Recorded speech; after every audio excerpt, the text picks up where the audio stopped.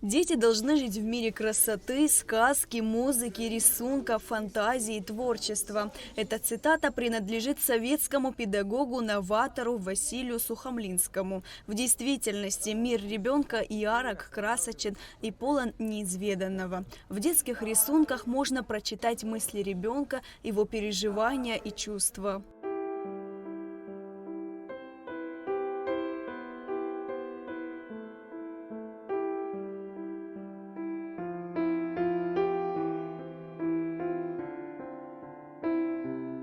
Таинственный остров, осенний урожай, прекрасные лилии, водный мир. А это хитрый лисенок, а вот семья на прогулке. А еще есть множество разных цветов и размеров: кошки, собаки, курочки и петухи.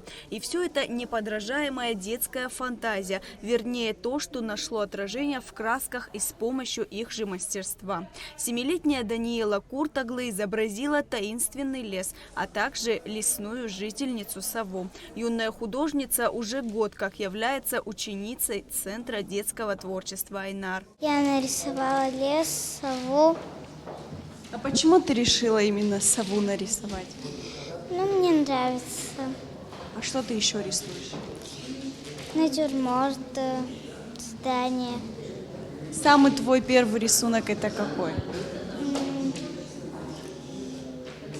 Ну, первую я нарисовала домик, А самый любимый рисунок какой? который сегодня тут. Выставка «Учитель-ученик» – это совместная выставка Центра детского творчества «Айнар» и детской художественной школы города Липецка, которая проходит уже в 11-й раз. Здесь представлено около 100 работ юных художников. Международный творческий проект «Арт-палитра» был создан для того, чтобы укрепить дружбу, обмениваться опытом, а самое главное, чтобы дети могли, переняв знания, вобрать в себя вкус к творчеству.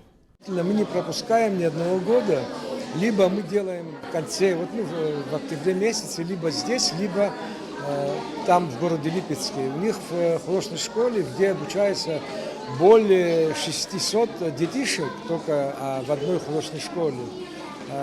У них есть и прекрасный выставочный зал, мы выезжаем туда со своими работами, а там совместные выставки, так же, как сегодня здесь, проводим и проводили много раз. Более того, педагоги Липецкой художественной школы у нас проводят мастер-классы. Мы тоже едем в Липецк вместе с детишками и даже с педагогами, бывает, мы проводим мастер-классы. Для чего этот проект был создан 11 лет назад? Для того, чтобы мы с вами дружили и дальше, еще много лет.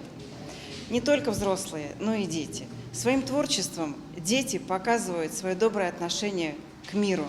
И мир, он един, независимо от того, что мы разговариваем с вами на разном языке. И это очень приятно.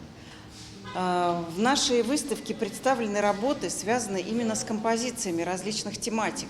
Здесь натюрморты, здесь сюжетные композиции, здесь пейзажи, также есть иллюстрации к литературным произведениям. Вы знаете, этот проект возник 11 лет назад от того, что я когда-то приехала сюда с группой ребят, 15 человек. Мы познакомились с Виталием Янковичем, встретились в этом зале, и он как-то очень спонтанно предложил: а давайте мы сделаем выставку.